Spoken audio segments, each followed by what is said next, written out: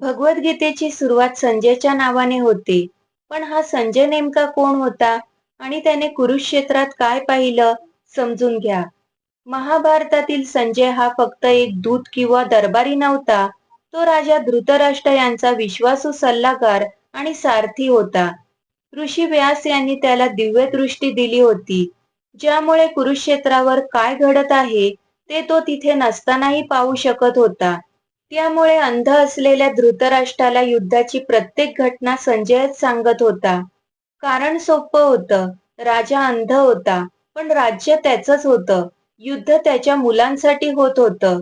म्हणूनच युद्धातलं सत्य ऐकण्याची जबाबदारी त्याच्यावर होती आणि ते सत्य सांगण्याची जबाबदारी संजयवर होती.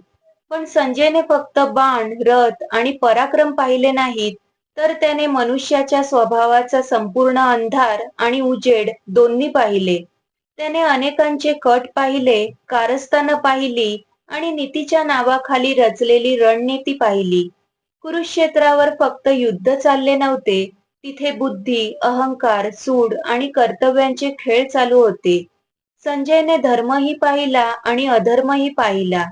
कधी ज्याला धर्म मानले जात होते, त्याच्या मागे अन्याय लपलेला दिसत होता आणि कधी ज्याला अधर्म म्हटले जात होते, त्यातही काही क्षण माणुसकी उभी राहत होती.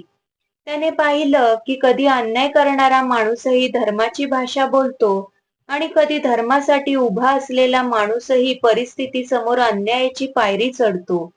कुरुक्षेत्र काळा किंवा पांढरा नव्हता, तो राखाडी होता आणि संजय त्या राखाडी जगाचा साक्षीदार झाला होता.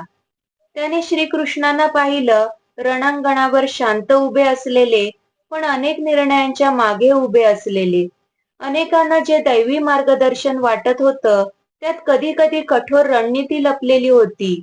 नियम मोडले जात होते आणि युक्तीला धर्माचं नाव दिलं जात होतं. त्याने पाहिलं की विजयासाठी कधी सत्य वाकवले जात होते. त्याने अभिमन्यूला पाहिलं, तरुण रक्त, तेजस्वी डोळे, धैर्याने भरलेलं हृदय, तर चक्रव्यूहात शिरताना रणांगण उजळल्यासारखं वाटत होतं. पण त्या क्षणी संजयने युद्धाची सर्वात काळी बाजूही पाहिली. अनेक योद्धे मिळून एका तरुणावर वार करत होते. नियम तुटत होते, शौर्य क्रोर्यात बदलत होतं. त्या दिवशी संजयला समजलं की युद्धात वीरते इतकीच निर्दयता असते. त्याने भीष्म यांना पाहिलं, वचनासाठी आयुष्य अर्पण केलेला एक योद्धा. रणांगणावर ते अजिंक्य उभे होते, पण त्यांच्या आयुष्याच्या कथा संजयला माहीत होत्या. एका वचनाने एका माणसाला कसं आयुष्यभर बांधून ठेवलं होतं, ते त्याने पाहिलं. आणि मग तो क्षण आला, जेव्हा भीष्म बाणांच्या शय्येवर पडले. त्या क्षणी फक्त एक योद्धा पडला नाही, एक संपूर्ण युग जमिनीवर झुकलं. त्याने कर्णाला पाहिलं, पराक्रम, दानशूरता आणि आयुष्यभराचा अपमान घेऊन लढणारा योद्धा. रणांगणावर कर्ण सिंहासारखा उभा होता. त्याच्या बाणांत क्रोध होता, पण त्याच्या मनात वेदनाही होती. संजयला दिसत होतं की हा माणूस फक्त शत्रूशी लढत नाही, तो स्वतःच्या नशिबाशीही लढत आहे. आणि मग एक दिवस त्याने कर्णाला पडताना पाहिलं. रथ अडकलेला, नियती हसत उभी आणि इतिहास शांतपणे एक महान योद्धा हरताना पाहत होता. त्याने अंबाची सावलीही त्या रणांगणात पाहिली. एका स्त्रीच्या अपमानातून जन्मलेला सूड, जो वर्षानुवर्षे जिवंत राहिला आणि शेवटी भीष्माच्या पतनात आपला शेवट शोधत उभा राहिला. संजयला तेव्हा कळलं की युद्ध त्या दिवसांत सुरू झालेलं नव्हतं, ते अनेक वर्षांच्या अन्यायातून तयार झालेलं होतं. संजयने हजारो सैनिकही पाहिले. त्यांची मोठी नावं नव्हती, त्यांच्या कथा कोण लिहिणार नव्हतं, पण तेही तितक्या धैर्यानेच लढत होते. कोणी आपल्या गावाची आठवण काढत पडत होता, तर कोणी आपल्या मुलाचं नाव घेत शेवटचा श्वास घेत होता, तर कोणी जखमी होऊन तलवार घट्ट पकडून उभा होता. रणांगणावर वीरांच्या कथा लिहिल्या जात होत्या, पण मरत होते असंख्य सामान्य जीव. रणांगणावर त्याने काही असे क्षणही पाहिले, जे इतिहासाच्या सर्वात कठीण प्रश्नांपैकी एक झाले. त्याने पाहिलं की एका हत्तीला मारलं गेलं आणि त्याचं नाव वापरून गुरुला फसवलं गेलं. त्याने द्रोण यांना पाहिलं, अजेय उभे असलेले गुरु, पण एका शब्दाने त्यांच्या मनाचा आधार तुटला. जेव्हा अश्वत्थामा मेला, हा शब्द रणांगणावर पसरला, तेव्हा संजयने पाहिलं की एक महान योद्धा शस्त्र खाली ठेवतो आणि त्या क्षणी संजयने एक विचित्र दृश्य पाहिलं. धर्माचं प्रतीक मानला जाणारा युधिष्ठिर सत्य वाकवत होता. त्या एका वाक्यात सत्यही होतं आणि असत्यही होतं. रणांगणावर तो क्षण शांत दिसत होता, पण इतिहासासाठी तो एक मोठा प्रश्न बनला. संजयला तेव्हा समजलं की कुरुक्षेत्रावर फक्त चांगले किंवा वाईट लोक लढत नव्हते. तिथे परिस्थिती माणसांना बदलत होती. धर्म कधी कठोर होत होता, तर अधर्म कधी चतुर होत होता. दिवसामागून दिवस कुरुक्षेत्र लाल होत होतं.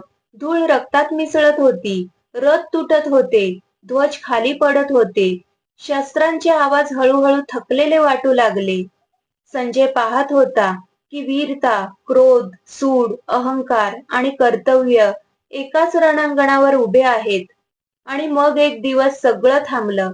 शंख शांत झाले, बाण उडणं थांबलं, रथाचे चाक थांबले, रणांगणावर एक गडद शांतता उतरली. संजयने त्या कुरुक्षेत्राकडे पाहिलं, जिथे काही दिवसांपूर्वी लाखो सैनिक उभे होते, तिथे आता बरेचसे सैनिक धडाशायी पडले होते. जमीन रक्ताने काळी झाली होती. तुटलेले रथ विखुरले होते. मोडलेली शस्त्र धुळीत पडली होती. ध्वज मातीमध्ये पडले होते. काही सैनिक अजूनही जिवंत राहण्याचा प्रयत्न करत होते. काहींच्या डोळ्यात शेवटचा प्रश्न गोठलेला होता. त्या शांततेत विजयाचा आवाज नव्हता, फक्त हानीची जाणीव होती. जिंकणारेही शांत उभे होते, कारण त्या विजयात आनंद नव्हता. संजयला समजलं की युद्ध जिंकणारा कोणीही असो, हरलेलं मात्र संपूर्ण मानवत्व असतं. कुरुक्षेत्रावर पडलेली शरीरं फक्त कौरवांची किंवा पांडवांची नव्हती, ती मानवी अहंकाराची किंमत होती. जेव्हा तो परत हस्तिनापुरात उभा राहिला, तेव्हा त्याच्या शब्दात फक्त युद्धाचं वर्णन नव्हतं, त्याच्या आवाजात संपूर्ण रणांगणाचं ओझं होतं. त्याच्या शब्दात त्या संपूर्ण रणांगणाची वेदना होती. कारण संजयने फक्त कुरुक्षेत्र पाहिलं नव्हतं, त्याने मनुष्याच्या अहंकाराने नष्ट झालेलं एक संपूर्ण युग पाहिलं होतं. ओम नमो भगवते वासुदेवाय नमः.